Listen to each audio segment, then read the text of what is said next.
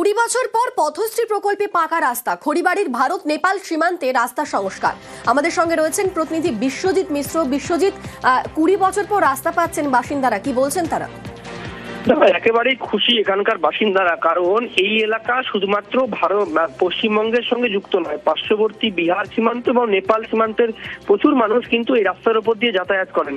কাজেই 20 বছর ধরে বেহাল অবস্থায় ছিল যাতায়াত, আর এই যাতায়াত কার্যত এবার স্বস্তি হচ্ছে পথশ্রী প্রকল্পের মাধ্যমে, এবং তার কাজও কিন্তু শুরু হয়ে গিয়েছে। আগামী 3 মাসের মধ্যে এই প্রকল্পের কাজ, অর্থাৎ 2.5 কিলোমিটার কাজ কিন্তু শেষ হবে বলে মনে করছে ঠিকাদারি এজেন্সি, এবং তার কাজও কিন্তু ইতিমধ্যে তৈরি করা হয়েছে। কোটি টাকা এই রাস্তা হবে, যাতে খুশি স্থানীয় বাসিন্দারা। প্রায় বৈরাগী জোট থেকে স্থানীয় বাসিন্দারা। ধন্যবাদ তোমায়। খুব খারাপ ছিল রাস্তাটা, খুব কষ্ট করতাম। এখন রাস্তার কাজ শুরু হয়ে গেল, খুব আনন্দিত আমরা। অনেক মানুষের অসুবিধা হচ্ছে, নেপাল যাওয়ার লোক যতগুলা এই দিক দিয়ে যায় সেগুলো এখন ঘুরে যেতে হচ্ছে ওদের। হ্যাঁ, অনেকটা সুবিধা হয়ে গেল। আপনারা খুশি? হ্যাঁ, অনেক খুশি। হাইটে যাই, বাইক নিয়ে যাতায়াত হইতো না, এখন রাস্তাটা হয়েছে তখন ভালো হচ্ছে। 15-20 বছর পর হচ্ছে রাস্তাটা, এখন অনেক খুশি। গত 10 বছর ধরে এইভাবে বেহাল অবস্থায় পড়েছিল।